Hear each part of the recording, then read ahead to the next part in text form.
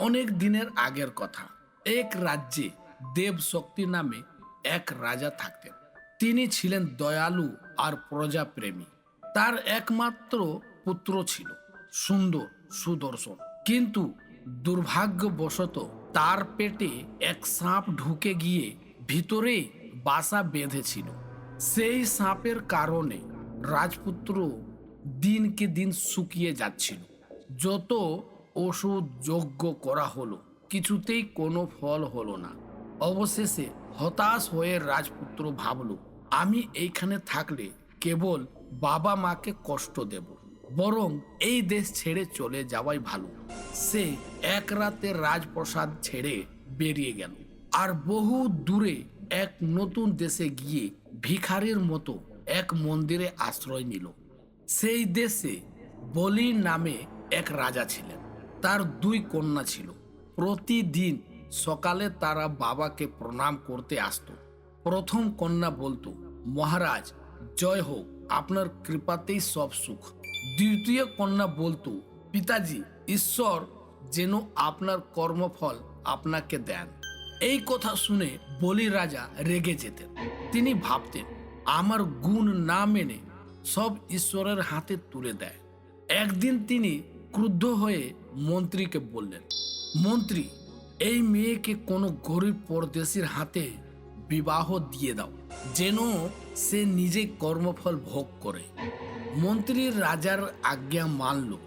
কপালের লিখন, সেই মন্দিরে থাকা ভিখারি ভেসে রাজকুমারের সঙ্গে রাজকন্যার বিয়ে হয়ে গেল।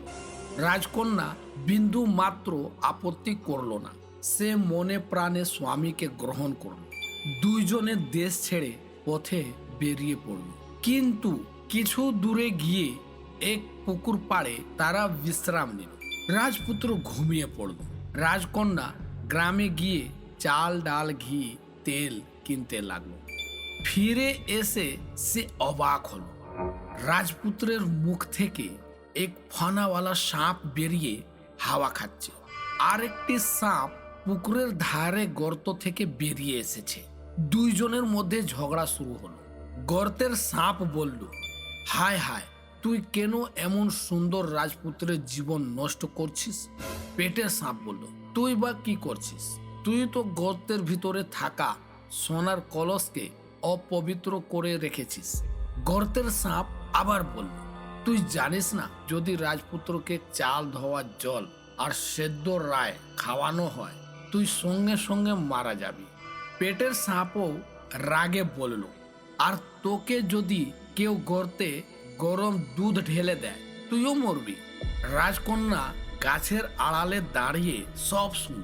সঙ্গে সঙ্গে কাজ শুরু করলো। সে রাজপুত্রকে রায় সেদ্ধ করা কাঁচি খাওয়ালো। অমনি সাপ ছটফট করে পেট থেকে বেরিয়ে এসে মারা গেল। তারপর গরম দুধ এনে গর্তে ঢেলে দিল। সেখান থেকেও সাপ বেরিয়ে তড়পাতে তড়পাতে মারা গেল। আর গর্ত থেকে এক সোনার ভরা কলস বেরিয়ে এলো। রাজপুত্র সুস্থ আর সবল হলো। তাদের দারিদ্র্যও দূর হলো।